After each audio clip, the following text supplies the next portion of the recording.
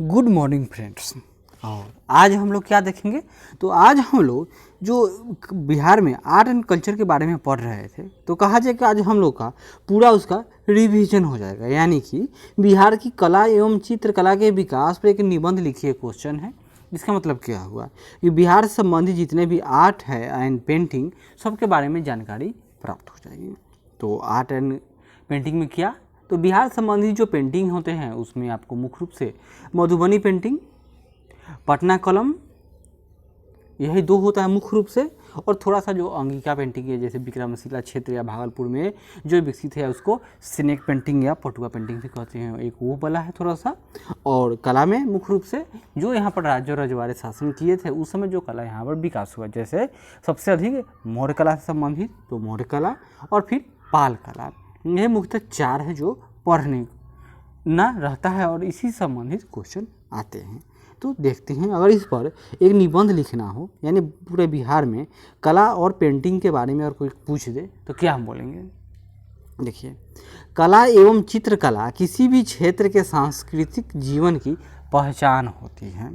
बिहार की कलात्मक संपदा प्राचीन, बहुआयामी एवं समृद्ध है। प्राचीन क्यों? क्योंकि मधुबनी पेंटिंग इसका आरंभ कब से हुआ कोई ठीक नहीं कह सकता है।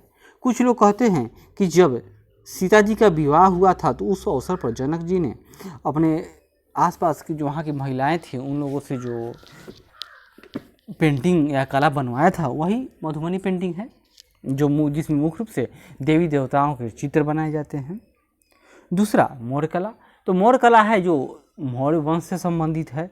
तो मौर्य वंश सिकंदर के बाद मौर्य वंश की स्थापना होती है भारत में, और उतना प्राचीन। तो बिहार का जो कला है आर्ट एंड कल्चर, यह प्राचीन भी है और समृद्ध भी है। आदि मानव की कला के साक्ष्य बिहार में पूर्व ऐतिहासिक काल से ही देखे जा सकते हैं, जैसे कि सोनपुर में चिरांद, मुंगेर आदि जगहों से पुरापाषाण और मध्यपाषाण काल के भी कुछ अवशेष प्राप्त हुए हैं। मौर्य काल में बिहार ने कला के क्षेत्र में समस्त उत्तर भारत को मार्गदर्शन प्रदान किया था। क्यों? क्योंकि यही सत्ता का केंद्र ही था। मगध यानी पाटलिपुत्र लगभग 1000 वर्षों तक पूरे भारत का सत्ता का केंद्र रहा था। और जो स्थिति देखिए, दिल्ली जो 1912 में दिल्ली राजधानी बनी, आज दिल्ली की कैसी हैसियत हो चुकी है। वही बात कल्पना कीजिए कि अगर कोई क्षेत्र जो 1000 सालों तक किसी राज्य किसी क्षेत्र के सत्ता का केंद्र रहे तो उसकी कैसी स्थिति होगी। पाल शासकों के अधीन चित्रकला के क्षेत्र में समस्त पूर्वी भारत में एक नई शैली प्रस्तुत हुई थी। आधुनिक काल में पटना कलम और मधुबनी चित्रकला ने बिहार को राष्ट्रीय ख्याति उपलब्ध कराई है। बिहार की कला पर निम्नलिखित बिंदुओं के माध्यम से प्रकाश डाला जा सकता है, जैसे कि अब इसको हम लोग बांट कर पढ़ेंगे। जैसे सबसे पहले क्या देखते हैं, बिहार में कला। तो कला में सबसे पहले किसके बारे में, तो मौर्य कला के बारे में ही पढ़ना रहता है। तो भारतीय कला के इतिहास का आरंभ मौर्य काल से माना जाता है। इस काल में राजकीय कला एवं लोक कला के दो रूप प्रचलित है। राजकीय कला मतलब क्या, कि जो राज दरबार के द्वारा, राजा के द्वारा जो आम जनमानस को आज्ञा, आदेश या निर्देश, उपदेश जो दिया जाएगा वो सब क्या है, तो वह राजकीय कला है। और एक जनमानस में विकसित कला वह लोक कला है।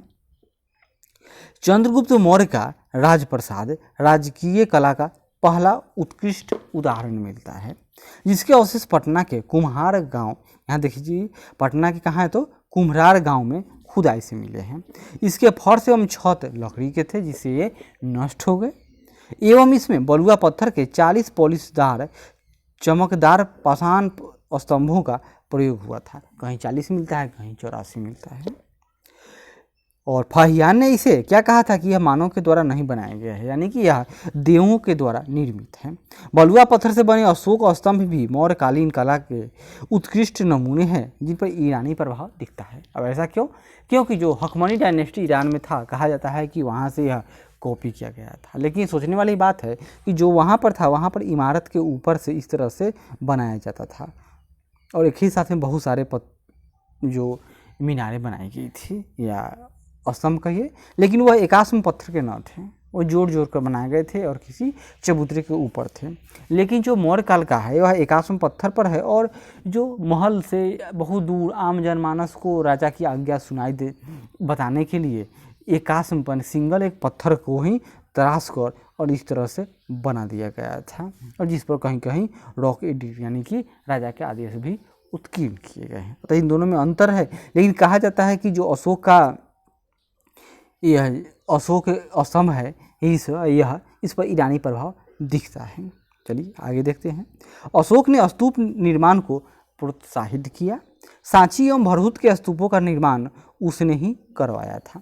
गया के निकट बराबर की पहाड़ियों में अशोक ने कंदराओं यानी गुफाओं का निर्माण कराया, जो आजीविकों को सौंप दिया गया था। उसके पुत्र दशरथ ने भी नागार्जुनी पहाड़ियों में ऐसे ही निर्माण करवाए थे। पटना के दीदारगंज से प्राप्त यक्षिनी की मूर्ति मौर्यकालीन मूर्तिकला का अद्भुत उदाहरण है, जो बालू के पत्थर से बनी है। इस पर मौर्यकालीन पॉलिश का भी उत्तम प्रयोग किया जाता है, यानी यह एक चमकदार है। अब आज भी लगता है जैसे कोई जीवंत मूर्ति हो। इस काल में मूर्तिकला का विकास एक लोक कला के रूप में हुआ। और मौर्योत्तर काल यानी मौर्य के बाद, तो मौर्य के बाद कौन वंश आएगा? पुष्यमित्र शुंग वाला यानी शुंग वंश, जिसने बृहद्रथ की हत्या करके शुंग वंश की स्थापना की थी। तो शुंग एवं कुषाण, कनिष्क वाला कुषाण काल में कला का विकास जारी रहा। गुप्त काल में वास्तुकला का विकास बड़े पैमाने पर हुआ। गुप्तकालीन मूर्तिकला के अनेक अवशेष रोहतास, भोजपुर, नालंदा, राजगीर, गया, वैशाली, पटना आदि स्थानों से प्राप्त हुए हैं।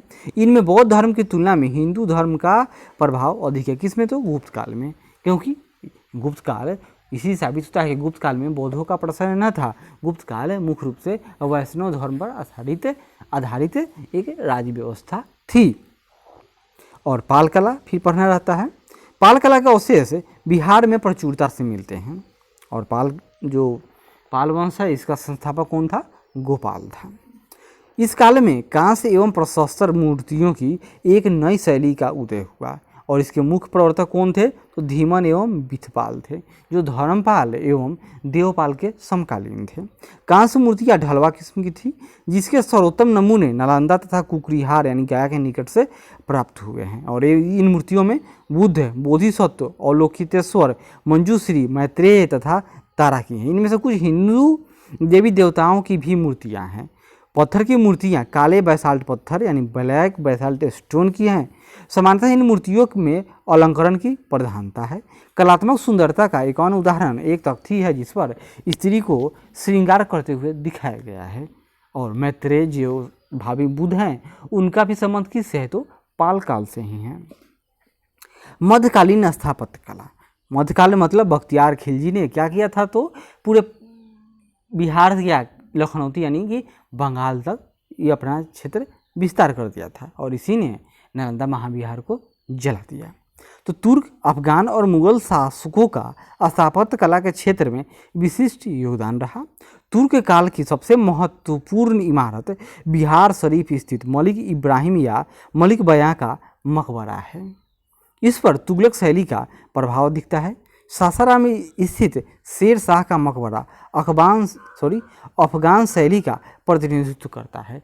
तो भारत में अफगानों ने 2 बार सत्ता पर नियंत्रण स्थापित किया था। पहली बार जो लोधी वंश, वो भी अफगान था, और दूसरा सैयद मतलब शेर शाह सूरी यानी कि सूरवंश, यह भी अफगान ही था। यह झील के मध्य में स्थित है एवं अष्टकोणीय आकार का चौकोर चबूतरे पर निर्मित है, जिसके चारों ओर सीढ़ियाँ हैं। कहा जाता है कि जो शाहजहां ने ताजमहल बनाया था, यह ताजमहल को इन्हीं सब को देखकर वह प्रेरित हो गया था। अष्टकोणीय मकबरों की श्रृंखला में का यह आखिरी और सर्वश्रेष्ठ उदाहरण है। अष्टकोणीय जो मकबरा है यह किससे संबंधित है? मुख्यतः जो अफगानों से ही संबंधित है, जिसमें लोधी वंश के भी जितने सारे मकबरे मिलेंगे वो सब के सब अष्टकोणीय ही मिलेंगे। बिहार में जहांगीर के शासनकाल में निर्मित शाह दौलत का मकबरा मुगल शैली का उदाहरण है।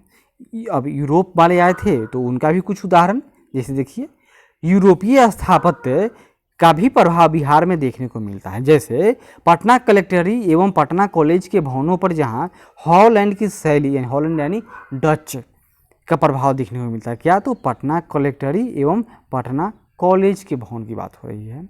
वहीं पटना सिटी स्थित पादरी की हवेली और बांकीपुर चर्च, याद कीजिए बांकीपुर चर्च की इमारतों में गोथिक शैली का प्रभाव है। क्यों? कौन शैली? गोथिक। मुख्य सचिवालय, उच्च न्यायालय एवं राजभवन की इमारतों पर यूरोपीय पुनर्जागरण काल की शैली का प्रभाव है। अब बिहार में जो चित्रकला है, ये भी बिहार चित्रकला में भी समृद्ध है। देखिए यहाँ पर पटना कलम। पटना कलम या पटना शैली का उद्भव मुगलों के पतन के समय शुरू हुआ था। इस शैली के प्रमुख क्षेत्र पटना का लोदीकट्टा, मुगलपुरा, दीवान मोहल्ला, मछरहट्टा तथा आरा एवं दानापुर रहे हैं। यह शैली अधिकतर कागज एवं हाथी दांत पर बनाए जाने वाले लघु चित्रों यानी मिनिएचर पेंटिंग की श्रेणी में आते हैं। विषयों का चुनाव इसमें क्या है? सामान्य दैनिक जीवन से संबंध होता था, जिसके कारण यह दरबारी शैली से भिन्न था। कहा जाता है कि यह बाजार पर आश्रित था। इस शैली के चित्रों में लकड़ी काटता बढ़ई, मछली बेचती औरत, कहार, लुहार, सुनार, खेत जोतता किसान, साधु सन्यासी आदि हैं। इस शैली के प्रमुख चित्रकारों में सेवक राम एवं हुलासलाल प्रमुख हैं। अनेक विशिष्टताओं एवं मौलिकताओं के बावजूद यह शैली प्रायः मृतप्राय हो चुकी है। क्यों? क्योंकि जो यह शैली थी पूर्णतः बाजार पर आश्रित। दूसरा, इसको कोई राजकीय संरक्षण नहीं मिला।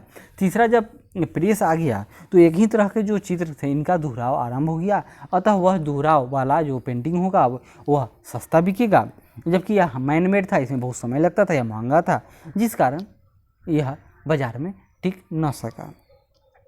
मधुबनी चित्रकला, और पूर्णतः जो इसके ग्राहक थे पटना कलम चित्रकारी के वो सब फॉरेनर थे। जब अंग्रेज चले गए और विदेशी कोई रहा ही नहीं तो कौन इनके चित्रों को खरीदेगा, जिससे यह कला समाप्त हो गया। मधुबनी चित्रकला। मधुबनी या मिथिला चित्रकला महिलाओं की पूर्ण भूमिका वाली एक लोक कला है, जिसके प्रमुख केंद्र मधुबनी, सिमरी, लहरियासराय आदि हैं।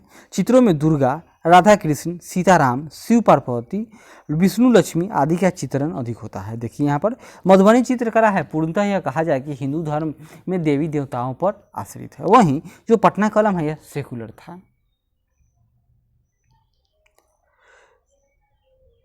साथ ही कामदेव, रति और यक्षिणियों के अतिरिक्त पुरुष एवं नारी की जनेंद्रियां इसमें बनाई जाती है।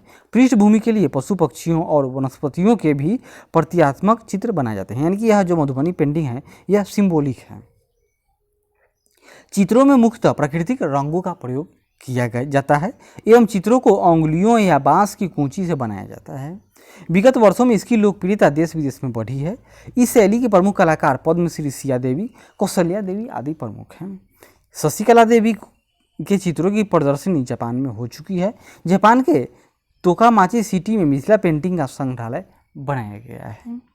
और इस शैली की कुछ विशेषताएं हैं, जैसे इन चित्रों में चित्रित वस्तुओं का मात्र सांकेतिक स्वरूप का प्रयोग किया जाता है। जैसे किसी आदमी के चित्र के लिए उसके गुणों को संकेतों के में अंकित कर देना। रंगों की विशेषता इस शैली की एक अन्य विशेषता है, जिसमें अधिकतर प्राकृतिक रंगों का ही प्रयोग किया जाता है, जो कि हम लोग इससे पहले जो सेपरेट मधुबनी पेंटिंग या पटना कलम आदि पढ़े थे उसमें हम लोग देखे थे। बिहार में पटना कलम एवं मधुबनी शैली के अलावा भागलपुर क्षेत्र में प्रचलित, क्या नाम है उसका, मंजूषा शैली। और उसकी क्या खासियत है, उसमें जितने भी पेंटिंग बनेंगे उसमें आपको सांप के चिन्ह, जो सांप के पेंटिंग मिलेगी ही, इसीलिए उसको स्नेक पेंटिंग भी कहा जाता है। उत्तर प्रदेश से आई साझी कला शैली आदि भी प्रमुख चित्रकला शैली है, जो बिहार के चित्रकला शैली की समृद्धि को दर्शाती है। अगर संक्षिप्त में इस बनाया जाए तो संक्षिप्त में कैसे बनाएंगे, देखिए यहाँ पर बिहार की कला एवं चित्रकला। तो कला अलग होगा, चित्रकला अलग। कला में मौर्य कला, मौर्य के बाद की कला यानी मौर्योत्तर काल, और पाल कला, क्योंकि यह गुप्त के बाद और लगभग 1200 ईस्वी तक यह पाल वंश कायम रहा। मध्यकालीन स्थापत्य कला मतलब सल्तनत और मुगल काल के समय की, एवं यूरोपीय स्थापित कला है, मतलब कि मुगल काल के बाद जब यूरोप यहाँ पर स्थापित हो गए तो उन्होंने क्या क्या विकास किया, इनको बांटा जा सकता है। जैसे मौर्य काल की उदाहरण एवं विशेषताएं दे दीजिए, हम लोग दे चुके हैं, क्लियर है। आगे देखिए, और पटना चित्रकारी में सॉरी बिहार चित्रकारी में क्या पढ़ने को मिलता है, तो पटना कलम, मधुबनी चित्रकला और अन्य में मंजूषा शैली जो भागलपुर क्षेत्र में विकसित है, सांझी कला शैली और यह पटना के आसपास का क्षेत्र में विकसित है। इसी तरह हम लोग का आज बिहार संबंधी आर्ट एंड कल्चर का टॉपिक समाप्त हुआ। अगले बार मिलेंगे हम लोग, तो अब देखते हैं क्या पढ़ना है, तो अगली बार, तब तक धन्यवाद। आशा करते हैं कि यह प्रयास अच्छा लगे तो ज़रूर लाइक करें, शेयर करें, कमेंट करें और सब्सक्राइब करें। धन्यवाद।